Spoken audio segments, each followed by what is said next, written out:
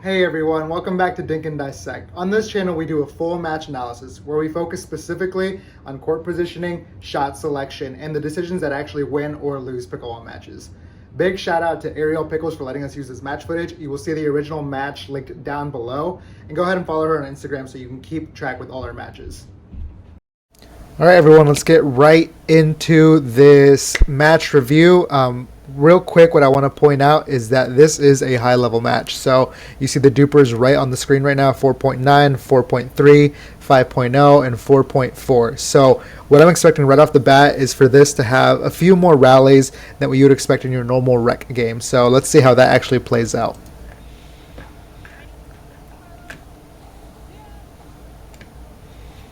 Good mid-court serve. Good drop. Already, the first point of the game has more drops than what you would normally see in normal rec play, at least from where I'm playing at. We can count that up. I'm guessing that was at least eight shots total. How many shots do you have in your normal rec game? Something I want to point out here real quick. I like this decision. Look at where he's at when he contacts the ball. You can see that his feet are behind the baseline. So out of this, I would really prefer to drive, which is what he did. A lot of players that I see, what they do here is they would like to go for the drop, which I get the thinking, but it's very difficult to perform an accurate drop that's going to push you all the way up into the kitchen. I prefer to go for that third shot drive in this position and then get an easier fifth ball. So good job by him. Just slightly hit out of bounds. That was close. Let's see how this next point plays out. Mid-court serve. Interesting. Okay. So he took that, even though it was on his right foot, on his inside foot, he decided to take that with a backhand. Maybe he just really prefers leaning heavily backhand at that spot. But that was surprising to see.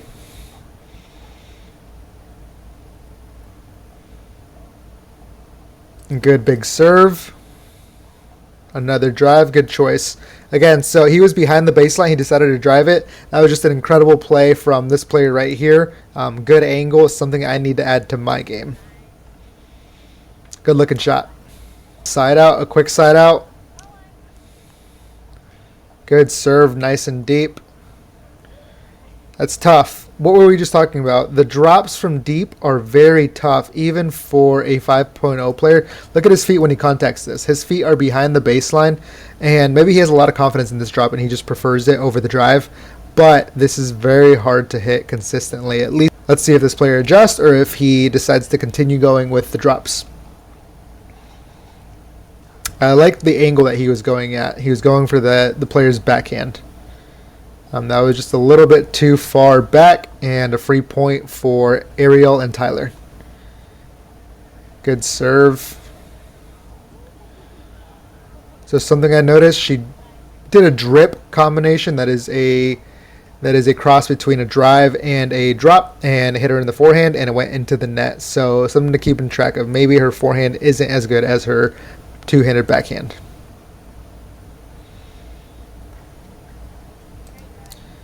So maybe he paid attention to that, because what did they do on the very next play? As she's unwinding the stack, he goes ahead and drives to that forehand again, back into the net. So if this is a tournament setting, I am attacking that spot over and over. The forehand, which is weird to think of, but just something to keep in mind. Usually you want to attack the backhands, because usually players' backhands are weaker than their forehands.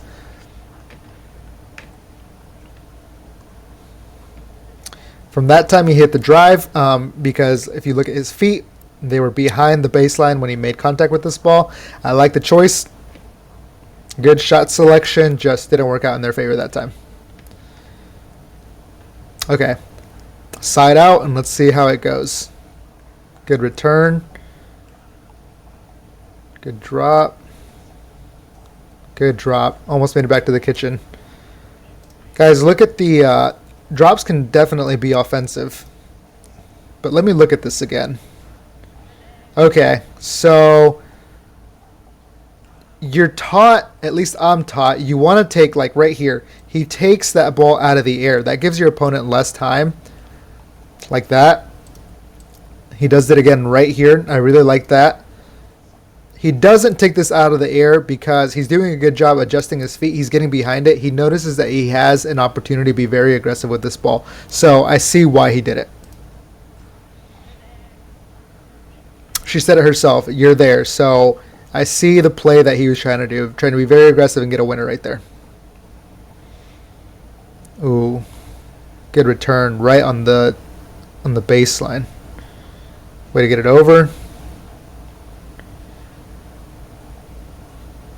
Let's talk about that point real quick. Wow, okay. So if I am the opposing team, I am not going to that backhand. He's shown you twice now that he can hit very sharp angles with that. Something I do like from this point, I like this lob right here. Why did it work? So it works because she is not going over his forehand. She is going over the opposing right side player's backhand. So that's why it's not super fast or high, and it's able to work. They're not able to crush it on her. Good job by Ariel Pickles by hitting that while it's in the air. A lot of times I see in rec play people letting that bounce and then trying to set up a perfect drop.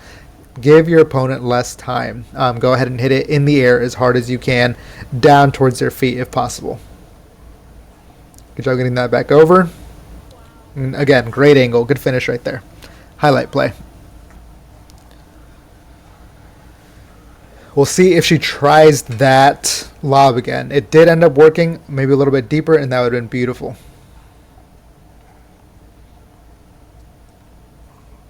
Cross-court dinking. Okay, so that is 3 forehands that she has messed up. Again, if this is a tournament setting, I am attacking that over and over again. Good job by these players for recognizing it.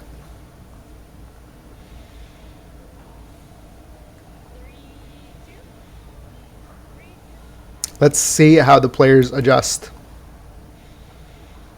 Good return. Pops it up. Oh, good job by Ariel Pickles. So look at the player, the opposing player, the opposing left side player. He is really, look at where he's standing. He is really eating up the middle of the court, which is what you're supposed to do in mixed doubles. He's playing the aggressive left side alpha roll. He's staying in there. He gets that back. He looks at long, lengthy, and athletic. Ariel keeps doing the same thing. She keeps noticing that there is a spot to attack over there. And guys, you don't always need speed and pace to win. Look at what she does. Just keeps going to that spot over and over again. Another good highlight play. We'll see how the players adjust. He, I'm assuming, will not be able to sit right in the middle of the court like he was anymore because they will continue to punish him. He, the player in blue, has punished them twice on those angles, and Ariel has punished them once now. So he needs to really honor that corner. And they're trying to continue to go to that corner to spread him out wide. Good play by them. Good idea for a play. Just didn't work out for them in their favor, I should say.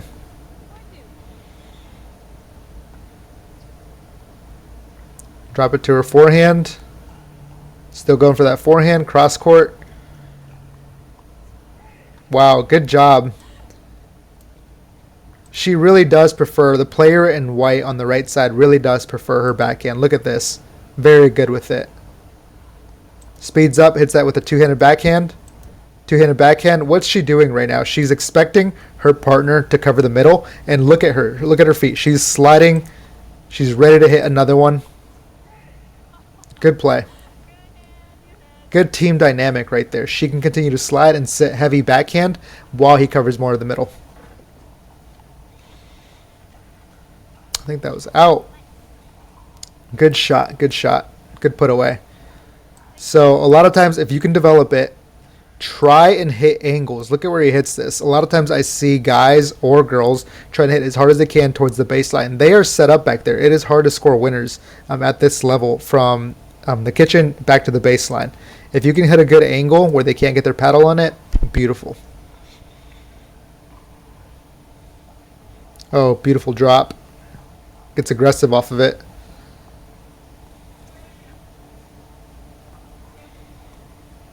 Good job playing defense. They were at a huge disadvantage.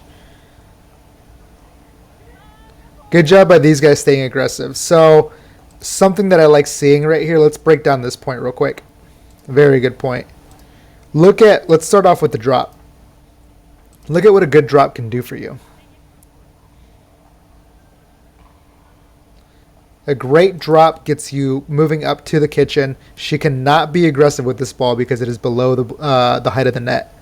So it comes up high. She slams it. Most times that is a clean winner right there. These are good players. They've got good hands, and they're able to return one more ball. Again, I am surprised this player does not take it out of the air. You want to give your opponent as less time or the least amount of time as possible. He's lengthy enough to be able to hit that. It lands in the kitchen, on his opposing kitchen. I want to see that ball taken out of the air 10 out of 10 times. Good job playing defense. All they're trying to do is just get back into the kitchen. Right there he goes for the winner. Did not work. And they were almost back there. Good play by all the players. Good drop. Again, something I pointed out again. I pointed this out in the past. Your drops do not have to be perfect. Look at where it's at when it crosses the net. Look at that height. Do your drops look like that? A lot of times I see too much, or people trying to go for perfection way too often. So it's high, get low, and get ready to play defense again. Good job by the players in the back court.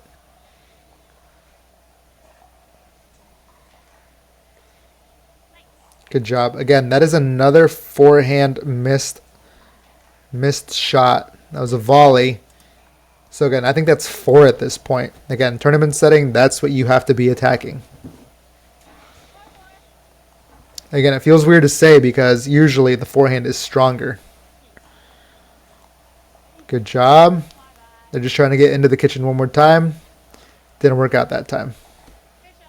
It's very hard to win from the back of the kitchen. Good job by the players in the backcourt keeping them back. Good drop.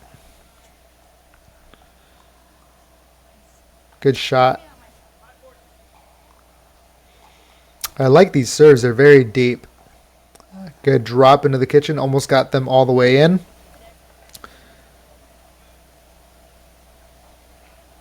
Okay, real quick, you see this hand signal? She is about to unwind the stack. So all that means is that she is going to move over to her right side and he is going to run over back to his left side. If possible, if you get a good ball, you want to drive it down the line right here, down to the guy's side, because he'll be running and it could set up for a bad shot while he's on the move. Again, you have to have very specific balls for this, and I doubt at this level they're going to really give them to you. That's one, yeah, that's one she could have driven it down the line. I would have liked to see it. He was still on the move when she made contact. 5-4. Good drop.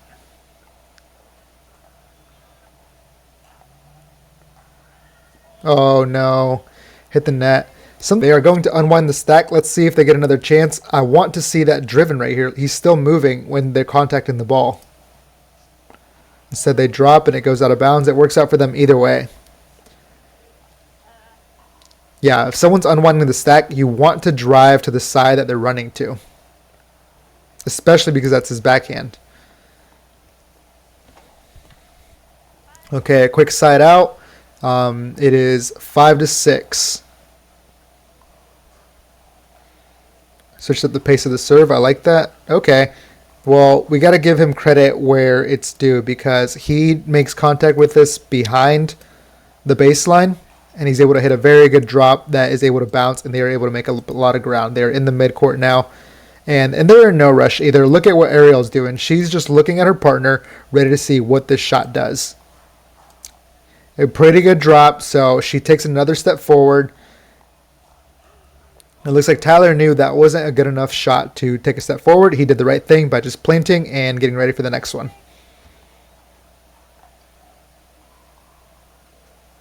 Man, but when you can do this from the backcourt and hit a perfect, hit a perfect drop right in the corner, you have to do it. Look at what he's making this player do. He's all the way turned around.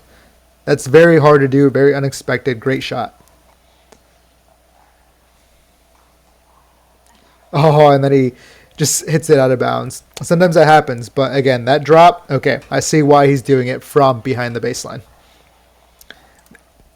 They are unwinding the stack. That means he's going to run over the left side. Let's see if they drive it this time. They didn't have the chains to there because it was all the way on the other side of the court, so it would not have mattered if he drove it. Good job getting that over. Good hustle. Little cross-court dinking, which is the right thing to do. So, good by Ariel. She was cross-court dinking, especially because this player, I think, has messed up 3 or 4 times on the forehand side. But something I want to break down. When the player decides to speed it up cross-court, look at what Ariel does. She keeps the pace going. No, she hits it towards the backhand. So, she's hitting it with her forehand now. Look at where her paddle's at. This is why people say sometimes you have really fast hands. I don't know if she knows this or not, but there's a pattern happening here. She hits it across his body with her forehand. He's hitting it with his forehand. Her paddle is currently sitting backhand. She goes ahead and hits that backhand. Let's look at that. Let's look at that again.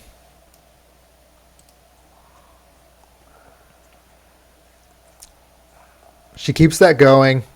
Here comes the speed. She hits this with her backhand to his backhand.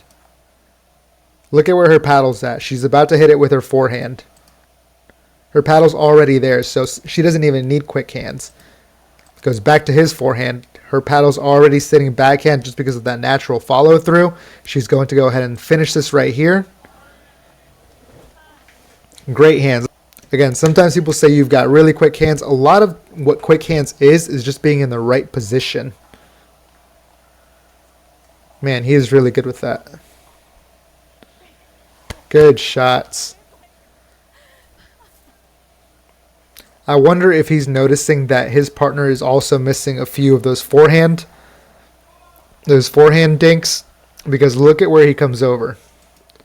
I get why he was coming over. He knew that it was going cross court, and I'm thinking that he thought he was going to be able to finish the point right here. It ends up really costing them.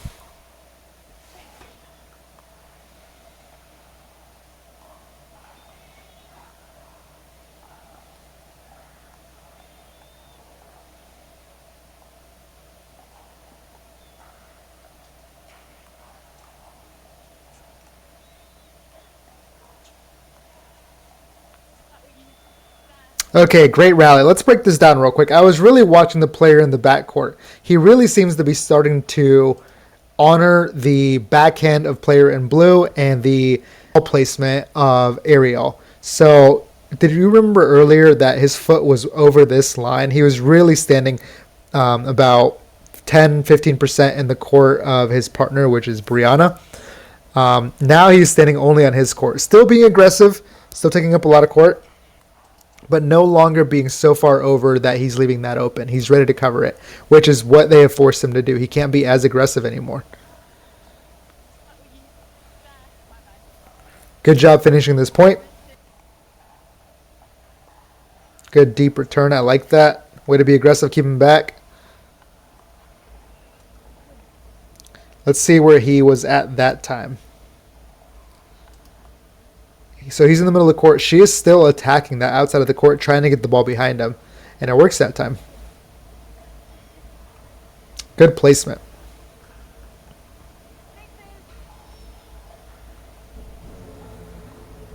Good drop. Going for one more.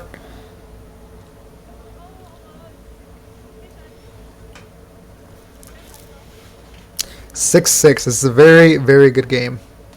Let's see how it ends. Nice way to get that over. Again, just playing defense. Look at where her paddle's at when he slams on this ball. So look at where her paddle's at. Her paddle is pointed down and ready to try and get one more ball over. And not even just that. A lot of times you see these balls go way high. She's able to control it and get it right over the net. Great shot.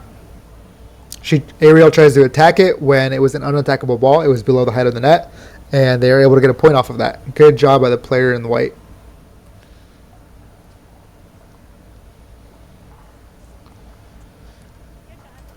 Again, there needs to be a little bit more anticipation here. You know what this player has done. He's done it 3 or 4 times now with his two-handed backhand. He's going to go to this corner. So you hit this drop. You can't just sit there and watch it. You have to start adjusting to what you know the tendency of the other player is. So you need to start sliding a little bit. He does an okay job, gets to the midcourt. I would have tried to make a big slide a little bit towards the edge.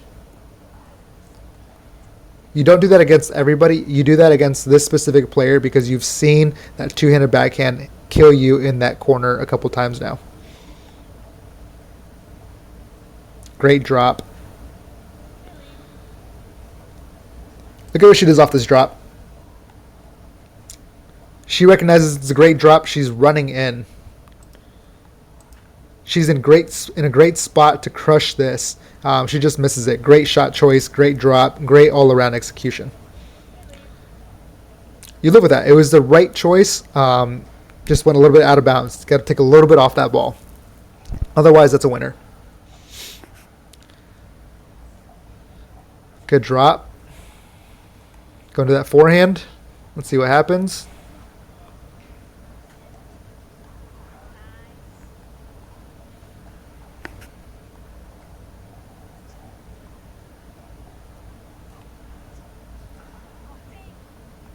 Okay, let's see how this. The midcourt serve, she drops it. Oh, that's high. He can be very aggressive with that. So what's happening here? Pretty easy to see. That's a drop, or not a drop. That is a return that is very high. He's got all the time in the world to just be patient and set his feet, and be very aggressive with that. Even if he doesn't win, they're not going to be able to get a good shot on this. Able to crush the next one. Good point. Again, I want to see this guy in the backcourt start adjusting. He can't be sitting as aggressive. They've been killing him in the corner. He needs to take just a step over and be able to cover that a little bit more. He's late on these balls, and that's the result that you're seeing right now.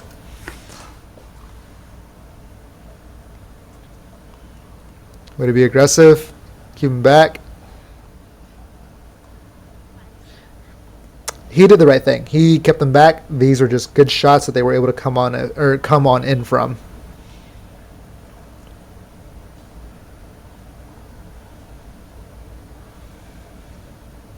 Again, that's another forehand that she has missed on. That might be 4 or 5 at this point. Again, in a tournament setting, if you were able to spot something like that, you need to hit that over and over until that player can prove that that is no longer a liability. Like I said, she's going to where she's been able to get a couple winners now. She is trying to go to this opening right here, which he has messed up on a couple times. So it doesn't get there, but you see the decision making is very sound, very good shot, even though it hit the net. This is what you have to be thinking about at the higher levels. No longer is it, let me hit this as hard as I can. It's a chess match. You have to see what your opponent's messing up on and how you can capitalize on it. Or what your opponent is doing to you and how you can stop it and make them do something else. Great dink. So there you have it. 11-8. 8 is the final score, and Ariel and Tyler were able to come with the win. At this level, pickleball becomes a game of chess, and I know this is a rec game, but in a tournament setting, you need to attack weaknesses over and over. So in this case, they were able to identify that the forehand for the woman on the opposing team was a liability. So in a tournament setting, you have to attack that over and over. They were also able to notice that on the opposing side, the player on the left side was standing very heavy in the middle, which is what you're supposed to do. But they kept attacking his outside and getting balls behind him, which was causing errors, for him, he needs to take a step or two over and make that ball go away and make them give you something else. So, again, great game, great chess match. I love watching these games. And like I said, this has more rallies than what your normal rec game does. Do any of your rec games look like this? Because we should all aspire to get to this level. All right, so there you have it. That was a great match to watch, and you can learn a lot from watching others. What decisions do they make that look similar to yours, or what looks different in your game compared to a game like this at a high level? So go ahead and drop some comments down below if you agree or disagree with what I'm saying, and don't forget to follow Ariel Pickles down on YouTube.